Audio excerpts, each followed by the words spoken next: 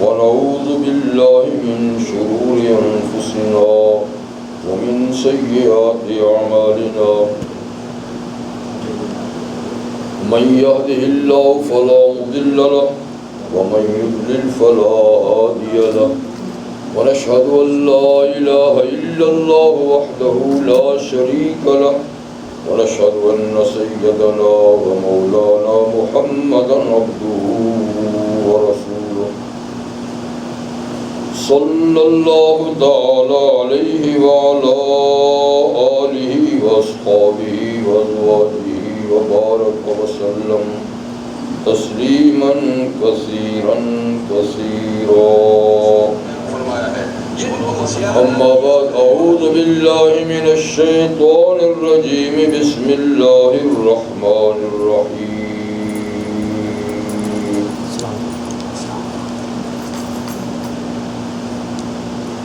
شهر رمضان الذي أنزل فيه القرآن هدى للناس وبينات من الهدى والفرقان فمن شهد منكم الشهر فليصم.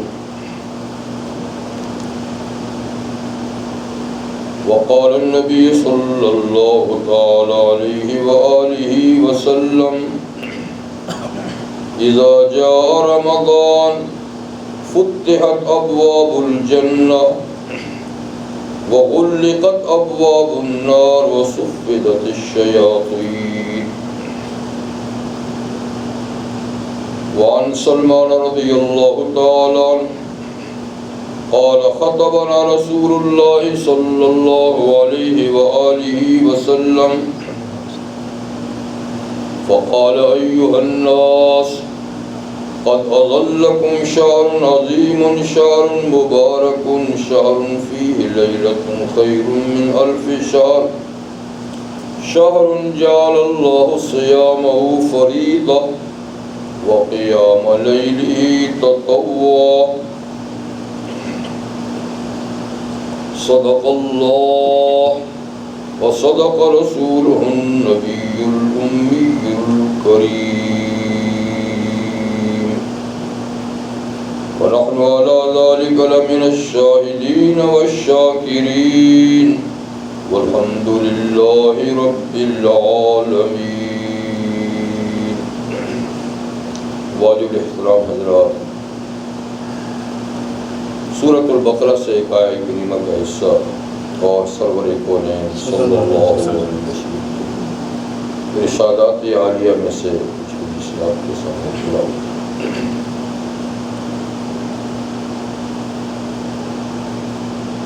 رمضان المبارک کا مہینہ شروع ہو گیا اور آج جمعۃ المبارک 3 رمضان المبارک. رحمت عالم صلی اللہ علیہ وسلم نے رمضان المبارک شروع ہونے سے ایک دن پہلے اس مہینے کی اہمیت، تقدس اور اس کی برکات کے سلسلے میں صحابہ کرام کو ایک خطبہ دیا تھا، جس کا تھوڑا سا حصہ میں نے بھی تلاوت کیا. تو آپ نے فرمایا ایھا الناس، لوگو، قد اظلکم شہر عظیم، تم پر سایہ ڈال رہا ہے ایک بڑا عظمت والا مہینہ، باعظمت مہینہ. تو ذل کا معنی ہے سایہ، اور مہینے کا سایہ مکان کے سائے کی طرح نہیں، درختوں کے سائے کی طرح نہیں ہے کہ کوئی چیز آئی اور دھوپ کو چھپا دیا، بلکہ مہینہ تو وقت کا نام ہے. وقت کا ایسا سایہ نہیں ہوتا، اس کا سایہ جب کہا جاتا ہے تو اس سے سایہ رحمت مراد ہوتا ہے. سایہ رحمت یعنی مہینہ تم پر اللہ کی رحمت کا سایہ کرنے والا ہے. سایہ اللہ تعالیٰ کی نعمتوں میں سے ہے. خاص طور پہ گرمی کے موسم میں سایہ گراں قدر نعمت ہے۔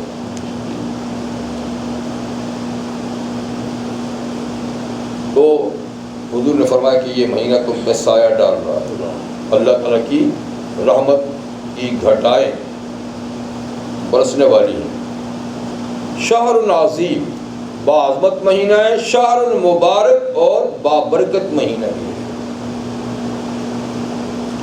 برکت کہتے ہیں کسی چیز کے اندر اضافہ ہونا، کسی چیز میں زیادتی ہونا، لیکن ہر زیادتی برکت نہیں کہلاتی، بلکہ جس زیادتی میں تقدس، پاکیزگی، طہارت ہو اس کو برکت کہتے ہیں۔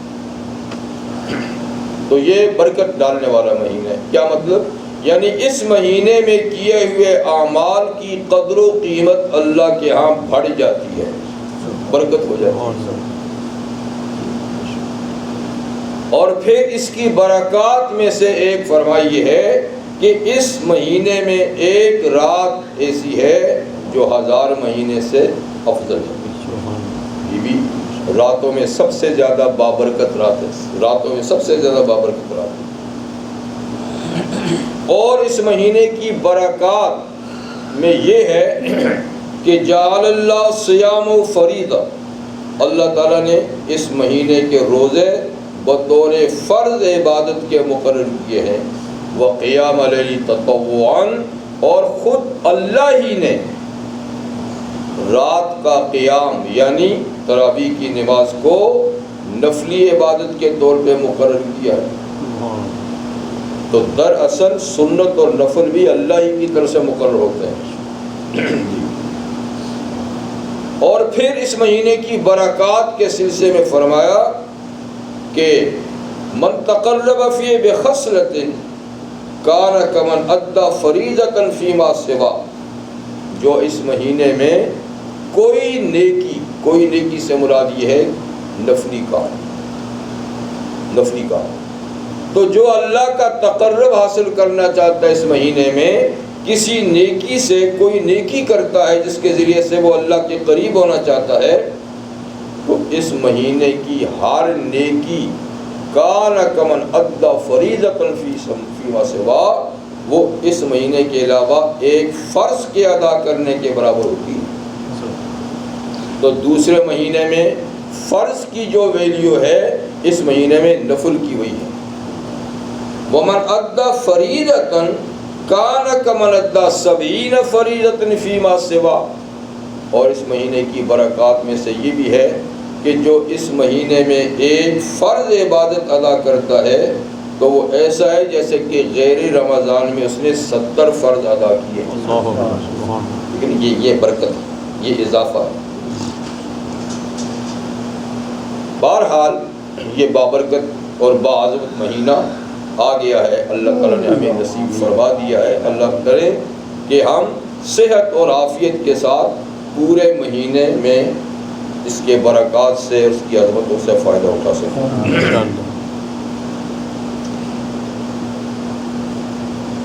رمضان المبارک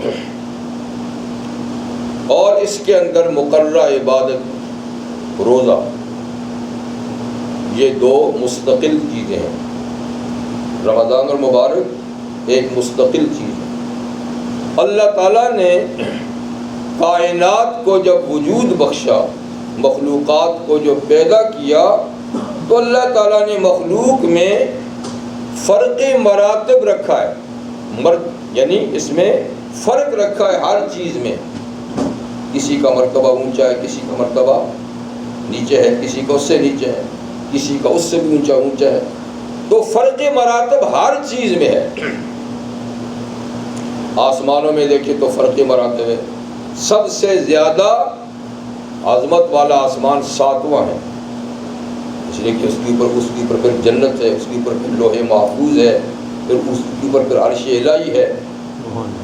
تو جو جتنا اللہ کے قریب ہے اتنا زیادہ بابرکت ہے۔ زمینیں اللہ نے بھی 7 بنائی ہیں، لیکن جس زمین پہ ہم رہتے ہیں یہ باقی زمینوں کی نسبت سے زیادہ عالی شان ہے، اس لیے کہ اللہ کے نبی یہاں پیدا ہوئے، اللہ کے ولی یہاں پیدا ہوئے، نہ معلوم دوسری زمینوں میں اللہ کی کون سی مخلوق ہے جی۔ تو یہ افضل ہے، اسی پر خدا کا گھر ہے جی۔ اسی طریقے سے آپ دیکھیں ملائکہ جن کی تعداد کا ہمیں پتہ ہی نہیں ہے، لیکن سارے تو برابر نہیں ہیں نا، ان میں بھی فرق مراتب ہے۔ سارے انسان بھی تو برابر نہیں ہے نا، ان میں بھی فرق مراتب ہے۔ ساری زمین کے ٹکڑے بھی برابر نہیں ہیں، تو ہر چیز میں اسی طرح دن رات جو وقت ہے یہ بھی سارا برابر نہیں ہے۔ دیکھیے ابھی بھی چاش کا وقت یہ مطلب کہ جب تک زور شروع نہیں ہوتی تو یہ چاش کا وقت کہلاتا ہے۔ اس سے پہلے سورج نکلتا ہے اور 15 منٹ کے بعد اشراق کا ٹائم کہلاتا ہے، پھر کوئی آدھا پونا گھنٹے کے بعد یعنی چاش شروع ہوتی ہے، پھر اس کے بعد زور کا وقت ہوگا، پھر عصر کا ہوگا۔ تو ایک دن میں دیکھیے کتنے حصے ہیں۔ اسی طریقے سے اللہ تعالیٰ نے 7 دن بنائے ہیں، تو ساتوں برابر تو نہیں ہے۔ آج کا دن سب سے زیادہ عالی شان دن ہے، جمعے کا دن سید الایام، سارے دنوں کا سردار ہے۔ اور دنوں میں پھر جیسے کہ مراتب ہیں، تو آج کے دن میں اللہ نے ایک ایسا وقت رکھا ہے، ایسا وقت کہ کوئی بندہ اللہ کی طرف متوجہ ہو تو اس کی دعا اور التجا اللہ قبول فرماتے ہیں جمعے میں۔ اب وہ کون سا وقت ہے؟ وہ ہمیشہ ایسا ہوتا ہے کہ ایسی قیمتی چیز ذرا چھپا دی جاتی ہے تاکہ تلاش کرنے والے تھوڑی سی محنت تو کریں۔ جیسے لیلۃ القدر آخری عشرے میں چھپا دی ہے، کچھ محنت تو کریں۔ آج کے دن بھی ایک اہم ترین وقت ہے، ایک ٹائم ہے جو اللہ نے پورے دن میں چھپا رکھا ہے تاکہ جس کو تلاش ہے تو وہ سارا دن ہی متوجہ رہے، لیکن ہم کہاں اتنی محنت کر سکتے ہیں۔ اس لیے پھر اہل علم کہتے ہیں کہ یوں تو اس کے بارے میں 36 اقوال ہیں، 36 قول ہیں کہ وہ کون سا ٹائم ہے آج، لیکن اس میں اہم ترین قول پھر 2 ہیں۔ ایک یہ کہ جمعے کی جو دوسری اذان ہوتی ہے خطبے کی، تو امام جب خطبے کے لیے بیٹھتا ہے تو خطبہ ختم ہونے تک یہ وقت ہے۔ لیکن ظاہر بات ہے کہ اس وقت آپ ہاتھ اٹھا کر یا زور سے دعا تو نہیں مانگ سکتے، خطبہ سننا واجبات میں سے ہے۔ تو اس وقت اگر کوئی دعا مانگی جائے تو دل ہی میں مانگی جائے گی۔ پھر اس ٹائم میں بھی بعض کہتے ہیں کہ جب 2 خطبوں کے بیچ میں امام بیٹھتا ہے تو یہ وقت ہے یا یہ پورا وقت ہے۔ اور ایک قول یہ ہے کہ آج کے دن عصر سے مغرب تک کا وقت ہے۔ اسی پر زیادہ اہل علم کا زور ہے کہ عصر سے مغرب تک کا وقت جو ہے نا وہ بہت قیمتی وقت ہے ہر جمعے کے دن، ہر جمعے کے دن، ٹھیک ہے۔ تو بہرحال اوقات اسی طریقے سے اللہ تعالیٰ نے 12 مہینے بنائے تو سارے مہینے برابر نہیں، ان میں ایک مہینہ سید الشہور جو سارے مہینوں کا سردار ہے اور وہ رمضان المبارک، پورا مہینہ سید الشہور، 11 مہینے ان کے اندر 12 مہینہ سید الشہور۔ تو بہرحال اللہ تعالیٰ نے اپنی مہربانی سے یہ وقت ہمیں نصیب فرمایا۔ آج ہم انتہائی بابرکت دن اور انتہائی بابرکت مہینے میں، اور وہ لمحہ بھی اللہ کرے ہمیں نصیب ہو جو اس دن کے اندر ہے، تو کتنی برکات ہیں جو آج ہمیں نصیب ہے۔ تو رمضان المبارک کا مہینہ بابرکت ہے، اور یہ ایک مستقل کام ہے، یہ مہینہ بابرکت ہے۔ پھر دوسری چیز ہے اس کے اندر نماز، یعنی اس کے اندر روزہ، اس کی عبادت ہے۔ یہ اسی طریقے سے ہے کہ جیسے نماز اور مسجد کہ مسجد ایک مستقل عمل ہے اور اس کے اندر نماز ایک مستقل کام ہے، دونوں قابل احترام ہیں، دونوں قابل عزت ہیں۔ اگر کوئی شخص نماز نہیں بھی پڑھتا، اسے توفیق نہیں جی، تو مسجد کا احترام اس کے ذمہ پھر بھی واجب ہے،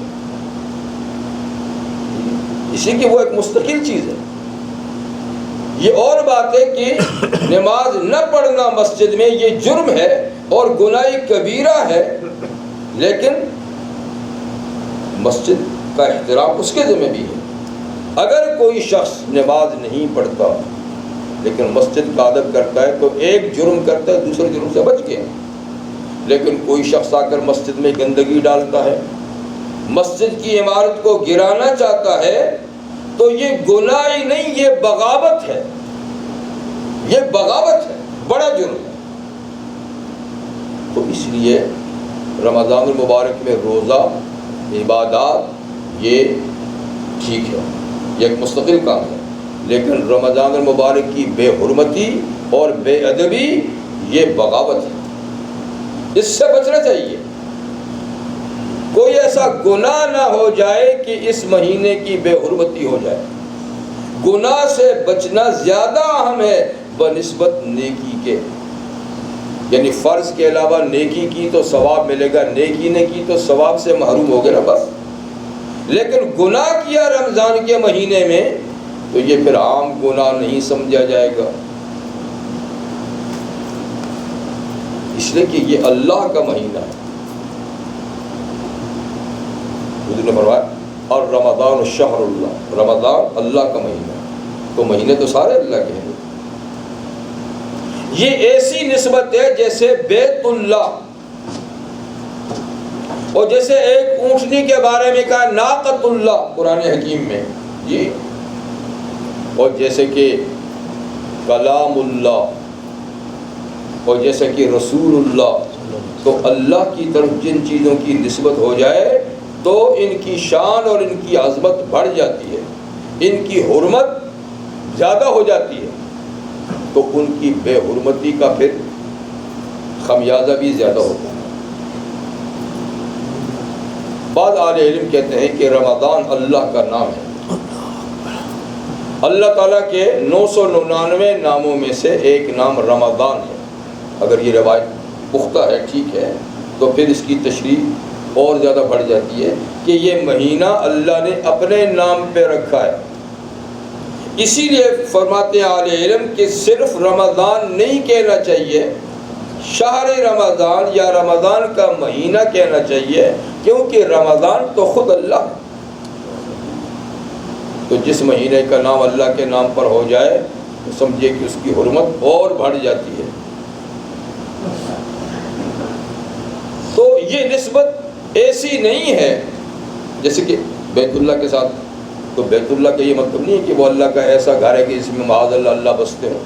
اللہ تعالیٰ تو کسی جگہ میں بستے نہیں ہیں، اللہ تو ہر جگہ ہیں، ہر جگہ موجود ہیں، عرش پر، فرش پر، زمینوں میں، آسمان میں، کوئی جگہ نہیں جہاں آپ کہیں کہ خدا نہیں۔ اللہ تو ہر جگہ ہے، لیکن اس کے باوجود بعض جگہوں کے ساتھ نسبت اور تعلق اتنا قوی ہے، اتنا مضبوط ہے کہ اگر اس کی تھوڑی سی بے حرمتی ہو جائے تو ایمان کا خطرہ ہو جاتا ہے۔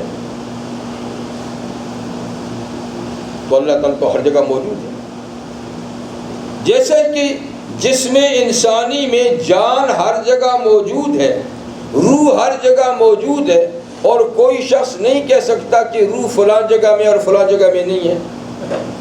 اگر کوئی پوچھے کہ روح کہاں ہے تو آپ کہیں گے پورے جسم میں ہے، لیکن پھر بھی جسم انسانی کا آپ تجزیہ کریں تو بعض جگہوں میں روح کا تعلق بہت گہرا ہے اور بعض جگہ اتنا نہیں۔ جیسے انگلی کٹ جائے تو آدمی پھر بھی زندہ ہے، روح تو اس میں بھی ہے۔ بازو کٹ جائے تو پھر بھی زندہ ہے، کان، ناک، آنکھ پھوڑ دی جائے تو بھی زندہ ہے، ٹانگ کٹ جائے تو بھی زندہ ہے، چوٹ لگ جائے تو بھی زندہ ہے۔ لیکن اگر کسی کا دل ہی نکال لیا جائے تو پھر ساری جان ختم ہو، ساری جان۔ معلوم ہوا کہ روح کا تعلق تو پورے جسم کے ساتھ ہے، لیکن بعض حصوں کے ساتھ بہت زیادہ گہرا ہے۔ سوئی سر میں چبھوئیں تو بھی درد ہوتا ہے، اور اگر ایڑی میں چبھوئیں تو جان تو وہاں بھی ہے، لیکن وہاں اتنا محسوس نہیں ہوگا۔ آنکھ میں چبھوئیں تو کتنا زیادہ محسوس ہوگا۔ تو اسی طرح اللہ کا تعلق بعض جگہوں کے ساتھ بہت گہرا ہے، اس کی ذرا سی بے حرمتی ہوئی تو اس لیے بیت اللہ کہنے کا مطلب یہ نہیں کہ اللہ تعالیٰ وہاں بستے ہیں، بیت اللہ کا مطلب یہ ہے کہ اس جگہ کا اللہ سے، اس کی تجلیات سے، اس کے انوارات سے بڑا گہرا تعلق ہے۔ بہت زیادہ وہاں برسات ہوتی ہے اللہ کی رحمتوں کی۔ تو یہ اسی طریقے سے ہے جیسے کہ حدیث میں نبی کریم علیہ السلام نے ارشاد فرمایا کہ اگر کوئی شخص اپنے پڑوسی کی بیوی کے عزت پہ حملہ کرے تو یہ سنگین جرم ہے، ڈبل جرم ہے۔ تو اس کا دیکھیے یہ مطلب تو نہیں ہے کہ غیر پڑوسی کی بیوی کی عزت نہیں ہے، یا اس پہ حملہ کرنا کوئی گناہ نہیں ہے۔ گناہ تو گناہ ہے، گناہ تو گناہ ہے، کسے باشد۔ لیکن پڑوسی کے چونکہ حقوق زیادہ ہیں، اس لیے وہ ایک جرم نہیں، وہ کئی جرائم ہیں، اس لیے کہ پڑوسی کی حفاظت آپ کی ذمہ داری ہے۔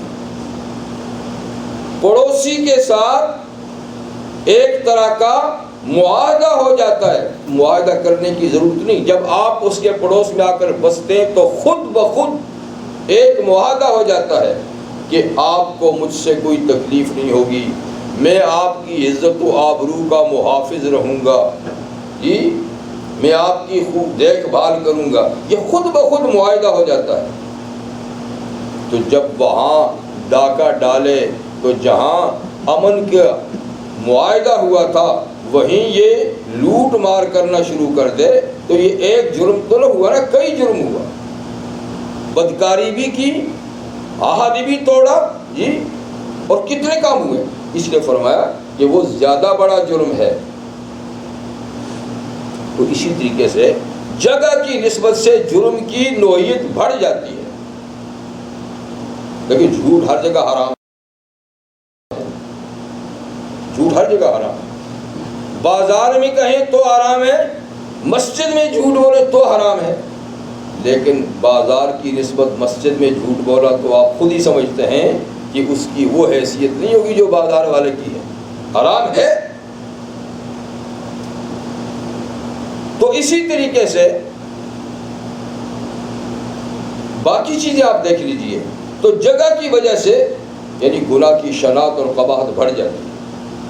حرم محترم کے بارے میں اللہ فرماتے ہیں مَن يُرِدْ فِيهِ بِإِلْحَادٍ بِظُلْمٍ نُذِقْهُ مِنْ عَذَابٍ أَلِيمٍ، جس نے حدود حرم میں گناہ کا ارادہ ہی کیا ہم اس کو عذاب علیم چکھائیں۔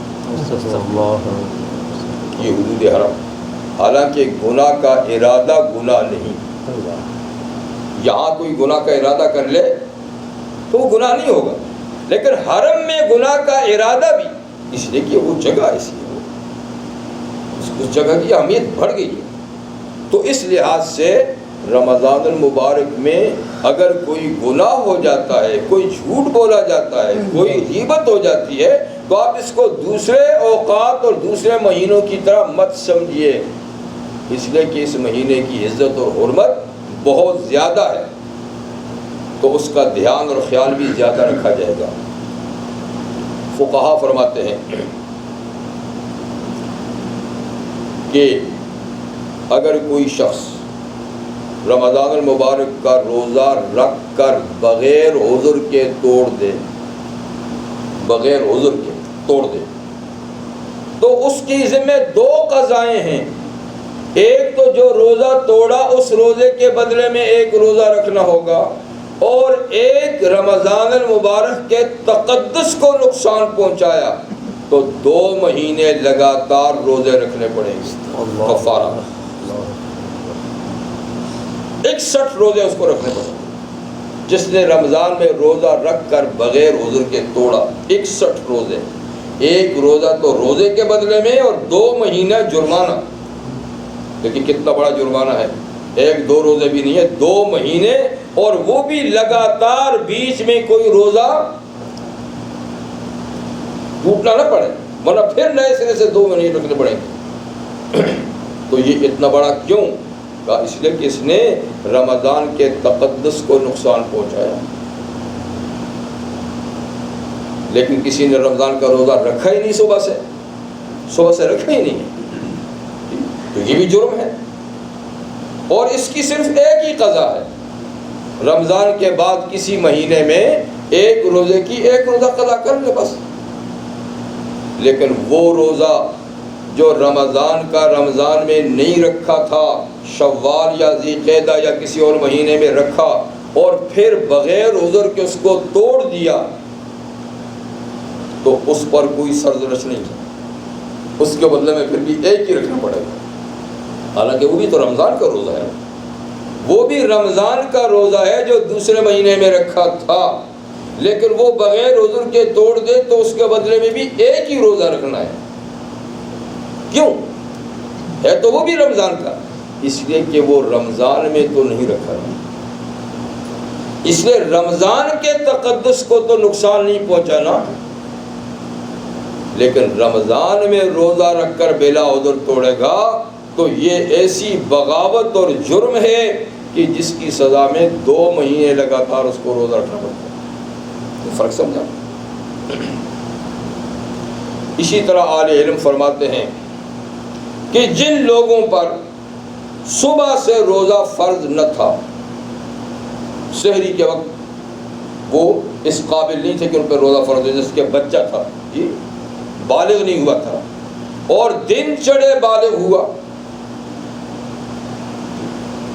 یا خاتون تھی اس وقت وہ روزے کی اہل نہ تھی، دن چڑھے وہ پاک ہو گئی، یا سحری کے وقت کافر تھا، سحری کے بعد کوئی آدمی مسلمان ہوا، تو یہ لوگ سحری کے وقت روزے کے اہل نہ تھے، جی بعد میں ہوئے، تو اس دن کا روزہ تو ان کا فرض نہیں ہے نا. اس دن کا روزہ اسی کے سحری کے وقت تو یہ اس کے اہل نہ تھے. لیکن پھر بھی فقہا کہتے ہیں اگرچہ ان پر روزہ فرض نہیں تھا اور ان کا روزہ نہیں ہوا، تب بھی ان کو احترام رمضان میں دن کو نہیں کھانا چاہیے. رمضان کے احترام میں ان کو دن کو نہیں کھانا چاہیے. ویسے بھوکے رہیں شام تک، یہ روزہ تو نہیں ہوگا مگر رمضان کا احترام ہے. اللہ، تو اس سے معلوم ہوا کہ رمضان کا احترام کیا ہے، اس کے دن میں نہ کھانا پینا. یہ احترام نہیں ہے کہ پردہ لٹکا کے پیچھے کھائیں، کمرے میں اندر داخل ہو کے کھا لیں. یہ تو روزے دار کا احترام ہے کہ آپ روزے دار کے سامنے نہیں کھا رہے، تو روزے دار آدمی کا احترام تو بے شک ہے کہ آپ الگ تھلگ کمرے میں جا کر کھا رہے، لیکن رمضان کا تو یہ احترام نہیں، اس کی تو یہ بے حرمتی ہے. تو فرمایا جن پہ روزہ فرض نہیں تھا صبح، بعد میں فرض ہوا، تو اس دن کا روزہ تو ان کی ذمہ نہیں، لیکن کیا ہے کہ احترام میں وہ شام تک کچھ نہ کھائیں. تو خیر اللہ تعالیٰ نے یہ باعظمت وقت ہمیں نصیب فرمایا ہے.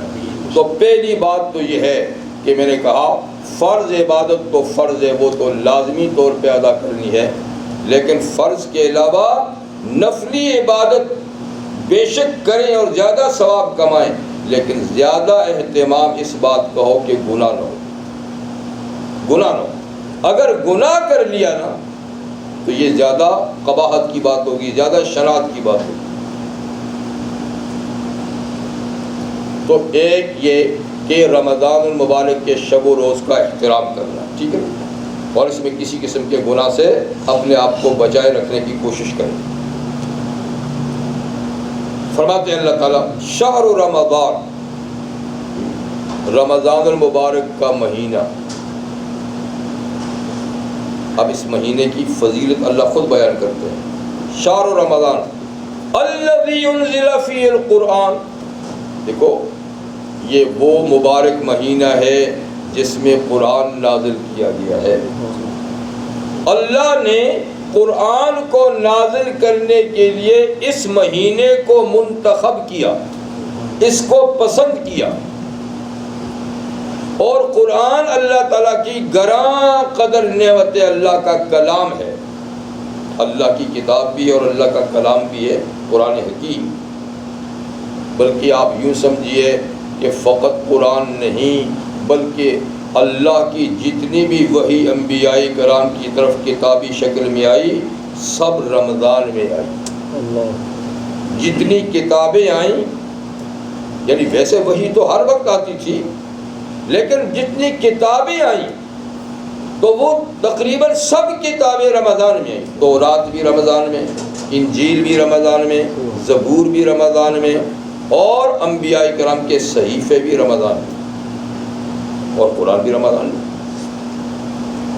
آپ کہیں گے سارا قرآن تو رمضان میں نہیں آیا، لیکن بہرحال اپنے مقام سے تو سارا ہی آ چکا تھا نا. اپنا مقام جو لوح محفوظ ہے وہاں سے لیلۃ القدر میں پورا قرآن لکھوا کر اللہ نے اس آسمان کے اوپر ایک مقام پہ رکھوا دیا، بیت العزت. اور پھر بیت العزت سے نبی کریم علیہ السلام پر 23 سالوں میں تھوڑا تھوڑا آتا رہا. اپنی جگہ میں سے تو پورا رمضان میں آ گیا. تو یوں سمجھیے کہ یہ مبارک مہینہ وحی الہی کے نزول کا خاص مہینہ ہے. اللہ نے اس مہینے کو نزول وحی کے لیے منتخب فرمایا ہے. انزل فیہ القرآن. تو یہاں صرف قرآن کا ذکر کیا گیا، لیکن حدیث میں ہے کہ باقی کتابیں بھی رمضان میں ہیں. قرآن، اب قرآن مجید کے بارے میں ہدی للناس. قرآن جو رمضان میں آیا اور اس کے آنے سے اس مہینے کو اللہ نے شرف عطا فرمایا. قرآن کس مقصد کے لیے آیا؟ ہدی للناس، یہ تمام کائنات انسانی اور کائنات جنی کے لیے راہبر اور رہنما ہے. قرآن ہادی ہے سب لوگوں کے لیے، سب لوگ. دیکھیے ہدایت دو طرح ہوتی ہے. ہدایت کا معنی ہے رستہ بتانا، رستہ بتانا. اور ہدایت دو طرح ہوتی ہے. ایک، اللہ تعالیٰ نے ہر انسان کے وجود میں ہدایت کی چیز رکھی ہے، اور ایک اللہ تعالیٰ نے پوری کائنات میں ہدایت کی چیز رکھی ہے.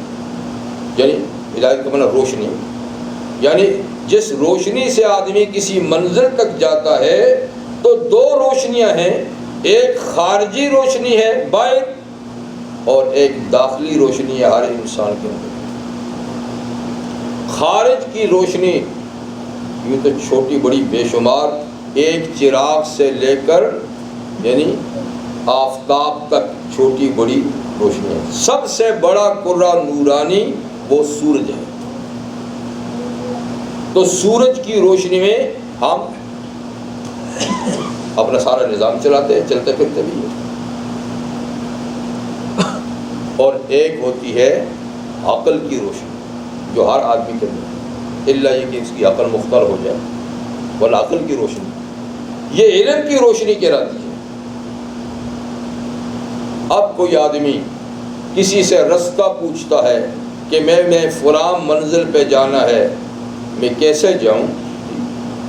تو آپ اس کو گائیڈ کرتے ہیں، ڈائریکشن بتاتے ہیں کہ یوں جاؤ، اس روڈ پہ جاؤ، اس گلی میں جاؤ. جی تو وہ یوں کرتے کرتے منزل پہ پہنچ جاتا ہے. جب آپ اس کو ڈائریکشن دے دیتے ہیں تو وہ کیا سمجھتا ہے کہ بس مجھے روشنی حاصل ہو گئی. اور یہ روشنی کون سی حاصل ہو گئی؟ یعنی آپ کی ڈائریکشن سے ہوئی، یعنی میری عقل میں روشنی آ گئی اور اب میں اس طریقے سے جا کے منزل پہ پہنچ جاؤں گا. تو ایک باہر کی روشنی ہے اور ایک میں نے کہا عقل کی روشنی. تو قرآن ہادی ہے ساری انسانیت کے لیے، یعنی سب کی عقلوں کو روشن کرتا ہے، سب کی عقلوں کو روشن کرتا ہے، بشرطے کہ عقل ٹھیک ہو اور یہ کہ آدمی اس روشنی سے روشنی حاصل بھی کرے۔ جیسے کہ خارج کی روشنی، باہر کی روشنی اسی آدمی کے لیے مفید ہے۔ ایک تو یہ کہ اس کی آنکھیں ٹھیک ہوں، اگر آنکھیں کسی کی ٹھیک نہیں، نظر نہیں ہے، تو سورج بے شک نصف النہار پہ ہو اور بے شک اس کے اندر کوئی بادل نہ ہو، اس کو کیا نظر آئے؟ اور دوسرا یہ کہ روشنی بھی ہو اور آنکھیں کھول کے دیکھے بھی۔ اگر اس نے آنکھیں بند کی ہوئی ہیں تو پھر سورج کی روشنی کیا کرے گی؟ تو اسی طرح عقل جو ہے یہ درست ہو، فاطر العقل نہ ہو، اور یہ کہ معاند نہ ہو، ضدی نہ ہو، ہدایت حاصل کرنا چاہے، تو پھر کیا ہے؟ قرآن ہدی للناس، ساری انسانیت کے لیے رہنما ہے، ہر کسی کو یہ نجات کا راستہ بتاتا ہے۔ سوال یہ پیدا ہوتا ہے کہ قرآن حکیم میں کچھ تو ایسی باتیں بھی ہیں کہ جن کا مفہوم ہی ہم سمجھتے نہیں ہیں، جس کا مطلب اور معنی بھی نہیں سمجھتے، تو وہ ہمیں کیا گائیڈ کرے گا؟ وہ ہمارے لیے کیسا ہادی ہوا؟ یعنی جو کچھ سمجھ میں آتا ہے وہ تو ٹھیک ہے، لیکن جو نہیں سمجھ میں آتا تو وہ کیسے ہادی ہے؟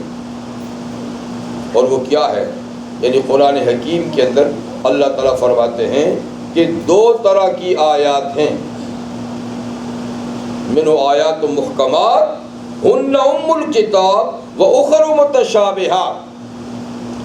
بعض آیات جو ہیں وہ محکم ہیں، یعنی ان کا معنی، ان کا مطلب، ان کا مفہوم بالکل واضح ہے، اور ہن ام الکتاب، کتاب اللہ کا اصل ہے بھی یہی ہیں رہنمائی کے لیے، لیکن وہ اخر متشابہات، کچھ آیتیں متشابہ ہیں۔ متشابہ دو قسم کی ہیں پھر، ایک وہ جن کا لفظی معنی تو آتا ہے لیکن مطلبی معنی کا پتہ نہیں، لفظی معنی تو آتا ہے لیکن مطلب کا پتہ نہیں، اور کچھ تو وہ ہیں کہ جن کا لفظی معنی بھی نہیں آتا۔ تو اب سوال یہ پیدا ہوتا ہے کہ پھر ایسی آیات کیسی ہدایت ہوئیں جن کا صرف لفظی معنی آتا ہے لیکن حقیقت کا پتہ نہیں؟ جیسے کہ قرآن حکیم میں اللہ تعالیٰ کے لیے کچھ اعضاء کا ذکر ہے، جیسے اللہ تعالیٰ کے چہرے کا ذکر ہے، اللہ تعالیٰ کے ہاتھوں کا ذکر ہے، کنڈلی کا ذکر ہے وغیرہ، تو یہ تو لفظی معنی تو ہے، لیکن اللہ تعالیٰ تو جسم سے پاک ہی جی، تو ان لفظی معنی تو معلوم ہے، لیکن اس کا مطلب کیا ہے؟ تو مطلب اللہ ہی جانتے ہیں کہ اللہ کا چہرہ کیسا ہے، اللہ جانتے ہیں، اس کے ہاتھ کیسے ہیں وہی جانتا ہے جی۔ اور کچھ الفاظ ایسے ہیں جن کا لفظی معنی بھی معلوم ہے، جیسے الف لام میم طٰ قاف نون مقطعات۔ تو یہ کیسے ہدایت ہوا؟ تو بات یہ ہے کہ یہ بھی ہدایت ہے، اور یہ ہدایت اس لحاظ سے ہیں کہ جن کا مفہوم ہم نہیں سمجھتے یا جن کا لفظی ترجمہ تک نہیں سمجھتے، یہ اس بات کی دلیل ہے کہ یہ کلام جو اللہ نے اپنے رسول پہ بھیجا ہے یہ ایسا کلام ہے کہ اس جیسی کلام لانے سے ساری دنیا عاجز ہے، کوئی اس جیسا کلام نہیں لا سکتا۔ حالانکہ قرآن حکیم انہی الفاظ سے مرکب ہے جس سے عربی کے باقی عربی زبان کے الفاظ بنتے ہیں، جن الفاظ سے الف سے لے کر یا تک جن سے عام عربی کی کلام بنتی ہے، تو قرآن حکیم بھی انہی کلمات سے مرکب ہے، الف سے لے کر یا تک. تو پھر کیا بات ہے کہ جن کلمات جن حروف سے اللہ کا کلام مرکب ہے انہی حروف سے تمہارا کلام بھی مرکب ہے، تو تم اللہ کے کلام کی طرح کیوں نہیں لا سکتے؟ یہ چیلنج ہے، چیلنج ہے. تو اس کے باوجود آج تک کوئی نہیں لا سکا. یہ چیلنج قبول کسی نے نہیں کیا چاہتا. تو اسی میں یہ بات بھی ہے کہ یہ کلام جو اللہ کا آیا ہے رسول کریم صلی اللہ علیہ وسلم پر، تو اللہ کی وحی سے آیا ہے. نبی کریم علیہ السلام نے کسی سے پڑھا نہیں، کیونکہ آپ نبی امی ہیں. قرآن حکیم میں ہے کہ آپ نبی امی ہیں. امی ام سے ہے، ام کہتے ہیں ماں کو. تو امی کا معنی کیا ہوتا ہے؟ یعنی اسی کیفیت میں جس کیفیت سے ماں سے پیدا ہوا. تو علم تو حاصل ہوتا ہے نا ماں سے پیدا ہونے کے بعد، سن شعور کو پہنچنے کے بعد، پھر کسی اسکول مکتب میں داخل ہونے کے بعد علم حاصل ہوتا ہے. لیکن اگر کوئی مکتب اور اسکول میں نہ جائے تو وہ امی کہلاتا ہے. لیکن اس کے باوجود ہر آدمی زبان جو ماں باپ بولتے ہیں وہ بغیر اسکول میں جائے بولتا ہے. وہ زبان تو سارے بولتے ہیں، اس میں تقریر بھی کرتے ہیں، تو پھر بھی وہ امی کیسے ہیں؟ اس لیے کہ وہ زبان تو بولتے ہیں اور اس کو کہتے ہیں کیا مادری زبان، مادری زبان، ماں کی زبان. باپ بیچارہ تو بے زبان ہے. کسی بچے سے پوچھا تھا کہ مادری زبان کیوں کہتے ہیں، پدری زبان کیوں نہیں کہتے؟ اسکول میں سوال. اس نے کہا ہماری امی ابو کو تو بولنے ہی نہیں دیتی. امی جو ہے وہ ابو کو بولنے ہی نہیں دیتی، اس لیے مادری زبان ہے. لطیفہ ہے. تو خیر زبان آدمی میں نے کہا بغیر پڑھے لکھے بول سکتا ہے، ہر زبان جی، لیکن اس کو لکھے اور جن حروف سے وہ مرکب ہے وہ بغیر پڑھے نہیں آتی.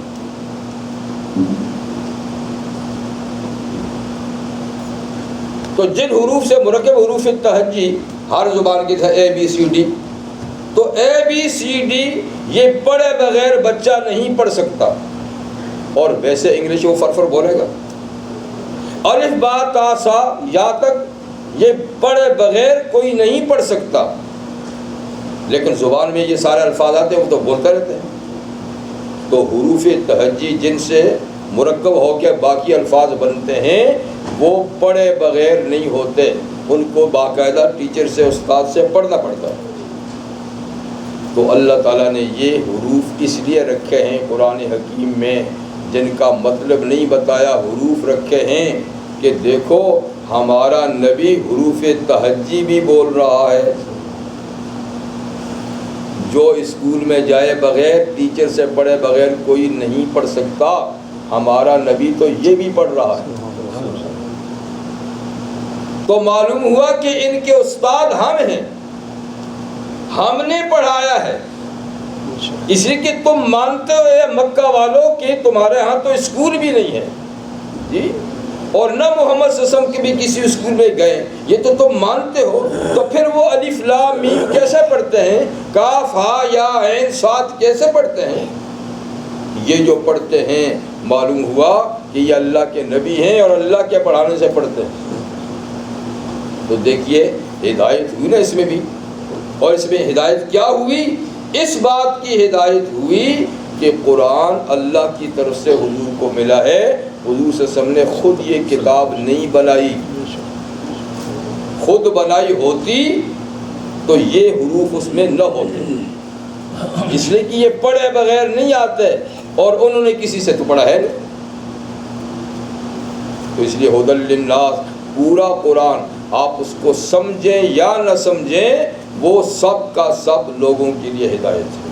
جس کا مطلب آتا ہے وہ بھی, جس کا مطلب نہیں آتا وہ ہدی للناس. تو اللہ تعالیٰ نے ماہ مبارک رمضان المبارک کی فضیلت میں کیا فرمایا کہ اس میں قرآن نازل کیا گیا. اور قرآن کیوں نازل کیا گیا؟ ہدی للناس, یہ سارے کائنات انسانی کے لیے ہادی ہے, رہنما ہے. اور رہنمائی کیسے کرتا ہے؟ یعنی سب کی عقلیں روشن کرتا ہے, عقلیں روشن کرتا ہے, بشرطے کہ عقل درست ہو اور اس سے آدمی سبق حاصل کرنا چاہے. تو یہ روشنی کا سامان ہے. وَبَيِّنَاتٍ مِّنَ الْهُدَىٰ وَالْفُرْقَانِ جی. اور قرآن حکیم میں کیا ہے؟ بینات, واضح احکامات ہیں. ٹھیک ہے. بینہ جو ہے یہ دلیل کو بھی کہتے ہیں, بینہ معجزے کو بھی کہتے ہیں, اور بینہ احکامات کو بھی کہتے ہیں. اور بینہ خود نبی کریم علیہ السلام کے لیے بھی استعمال ہوا. سورہ بینہ ایک سورہ بینہ ہے. لم یکن الذین کفروا من اہل الکتاب والمشرکین جی. تو اس میں بینہ سے مراد نبی کریم علیہ السلام, کیونکہ حضور خود دلیل ہے, حضور صلی اللہ علیہ وسلم خود دلیل ہے. تو بہرحال بینات سے مراد ہیں واضح احکامات, یعنی قرآن میں اللہ تعالیٰ کے واضح احکامات ہیں. من الہدیٰ والفرقان, اور ہدایت کی باتیں ہیں. اہل علم کہتے ہیں کہ ہدیٰ وہ چیزیں ہیں جو استاد سے سیکھے بغیر نہیں آتی, اور بینات وہ ہیں جن میں زیادہ سیکھنے کی ضرورت نہیں پڑتی. کچھ چیزیں قرآن میں بالکل عام فہم ہیں, آسانی سے سمجھ میں آ جاتی ہیں, لیکن کچھ ایسی باتیں بھی ہیں جو غامض ہیں, پوشیدہ ہیں, وہ سیکھے بغیر نہیں آتی. اگر آدمی اس میں اپنی عقل چلائے گا تو بہک جائے گا. اسی کو کہتے ہیں ہدیٰ. اور والفرقان, قرآن حکیم میں حق اور باطل میں فرق کرنے والے دلائل بھی موجود ہیں, اور فرقان خود قرآن حکیم کا دوسرا نام ہے.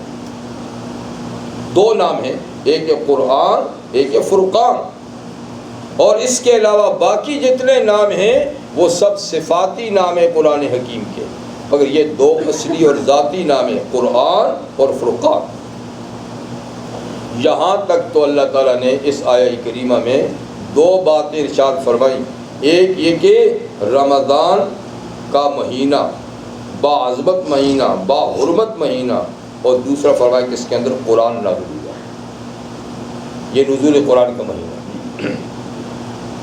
اللہ تعالیٰ نے اس مبارک مہینے کو ہمیں نصیب فرمایا, اس کے اندر موجود ہیں. اللہ اس کی برکات سے ہمیں پورا پورا فائدہ فرمائے. یہ اللہ تعالیٰ کا گراں قدر تحفہ ہے جو ہر سال آتا ہے جی, اور خوش نصیب لوگ ہیں جو اس سے بھرپور فائدہ اٹھاتے ہیں.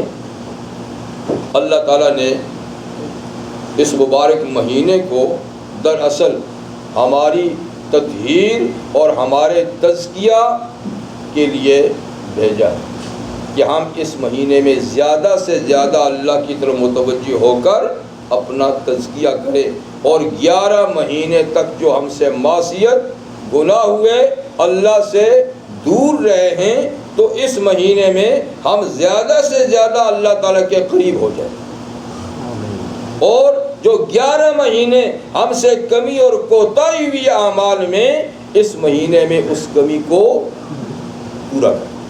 اس لیے اللہ تعالیٰ نے یہ ایام عطا فرمائے ہیں. لیلۃ القدر بھی اسی سلسلے میں ہے. باقی خاص خاص اوقات یا خاص خاص ایام یا خاص خاص راتیں اسی لیے دی گئی ہیں کہ وہ کمی جو ہم سے رہ گئی ہے اس کو اس کے اندر پورا کریں. اسی لیے اللہ تعالیٰ نے اس میں اعمال کا اجر و ثواب بھی زیادہ رکھا ہے, اعمال کا اجر و ثواب بھی زیادہ رکھا ہے تاکہ کمی پوری ہو جائے. اور اللہ تعالیٰ کی طرف سے ہماری معاونت کے لیے, مدد کے لیے ایک اور انتظام بھی رمضان میں ہوتا ہے. وہ کیا؟ جیسے حدیث میں نے آپ کے سامنے پڑھی تھی کہ حضور صلی اللہ علیہ وسلم نے ارشاد فرمایا اذا جاء رمضان فتحت ابواب الجنہ، جب رمضان المبارک کا مہینہ آتا ہے تو جنت کے گیٹ کھول دیے جاتے ہیں. یعنی اتنے چانس اللہ دیتے ہیں کہ اب آپ جنتی میں جا سکتے ہیں کچھ کریں تو. اور غلقت ابواب النار، جہنم کے دروازے بند کر دیے جاتے ہیں کہ اب ادھر جانے کی ضرورت ہی نہیں ہے. ہم نے اتنی فضا، اتنا موسم خوشگوار بنا دیا ہے کہ ادھر جانے کی اب ضرورت ہی نہیں ہے. ہاں کوئی پھر بھی جاتا ہے تو جائے، اور ادھر کے لیے ہم نے رستہ آزاد کر دیا، خوشگوار بن دیا. اور مزید برآں صفدت الشیاطین، فرمایا کہ شیطان، دوسری حدیث میں ہے کہ سارے شیطان نہیں، مردت الشیاطین، بڑے سرکش، بڑے بدماش قسم کے، لیڈر قسم کے جو شیطان ہیں نا، ان کو زنجیروں میں جکڑ دیا جاتا ہے کہ تم میرے بندوں کا برگلانا چھوڑ دو، کم سے کم 1 مہینہ ان کے ساتھ چھیڑ چھاڑ نہیں کرو. یہ بھی سارا انتظام ہے کہ بندے بحفاظت اس مہینے کے اندر کام کر سکیں. تو اللہ کی طرف سے جنت کے گیٹ کھول دیے جاتے ہیں، جہنم کے بند کیے جاتے ہیں، اور شیاطین، شتونگڑے نہیں، شتونگڑے جو ہیں وہ تو کھلے ہیں. اور پھر اس کے ساتھ خود ہمارے اندر جو بڑا دشمن ہے نفس، وہ بھی تو آزاد ہے. تو اس لیے چھوٹے موٹے شیطان اور نفس امارہ تو کھلے ہیں، لیکن مردۃ الشیاطین پھر جکڑ دیے جاتے ہیں. یہی وجہ ہے کہ رمضان آتا ہے تو کچھ بہار نظر بھی آتی ہے. اس لیے کہ جو لوگ بڑے شیطانوں کے ہتھ کنڈے میں تھے وہ بھی مسجد کی طرف آنا شروع ہو جاتے ہیں، وہ بھی نیکی کی دلچسپی لینا. اس کا مطلب یہ ہے کہ وہ بند کر دیے گئے. یہ اس بات کی نشانی ہوتی ہے. تو اللہ کی طرف سے بہرحال خوشگوار بنا دیا جاتا ہے اس موسم کو. تو یہ بڑا بہار کا موسم ہے جی، خوشگوار موسم ہے، اللہ کی رحمت کی برسات کا موسم ہے کہ اس کے اندر ہم زیادہ سے زیادہ نیکی کے پودے لگائیں، نیکی کو بیجیں، تاکہ زیادہ سے زیادہ نیکی کی فصل کاٹیں. اب ہوشیار کسان وہی ہے جو موسم کا انتظار میں ہوتا ہے اور اس میں بیجائی کرتا ہے جی، اس میں پودے لگاتا ہے.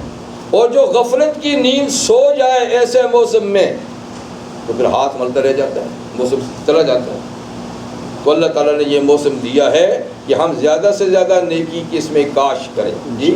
فرض عبادات تو پابندی سے کریں ہی کریں، معصیت اور گناہ سے اپنے آپ کو تو بچائیں ہی بچائیں، اور نفلی عبادات بھی زیادہ سے زیادہ کوشش کریں کہ زیادہ سے زیادہ نفلی عبادت کریں، تاکہ یہ اللہ تعالیٰ کی طرف سے جو ہمیں عطیہ ملا ہے اس کی ایک طرح کی قدر افزائی ہو، حوصلہ افزائی ہو جی.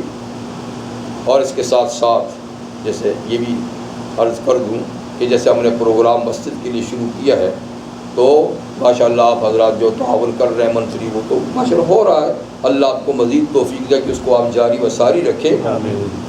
لیکن بہار کے اس موسم میں تھوڑی سی اور بھی کوشش کریں، اللہ آپ کو مزید توفیق عطا فرمائے، کیونکہ اس مہینے کا نفل فرض کے برابر ہے. اس میں صدقہ زکوٰۃ کی حیثیت اختیار کر دے گا جی. تو جتنا اللہ تعالیٰ نے آپ کو توفیق عطا فرمائی ہے، ذرا اس میں اور زیادہ حوصلہ افزائی ہماری کرے تاکہ ہم اپنے اس پروگرام میں کامیابی حاصل کر سکیں. اللہ تعالیٰ ہمیں توفیق عطا فرمائے، آپ کو بھی توفیق عطا فرمائے. جو کچھ آپ نے کیا ہے جو کریں گے اللہ تعالیٰ قبول فرمائے. وآخر دعوانا الحمد للہ رب العالمین.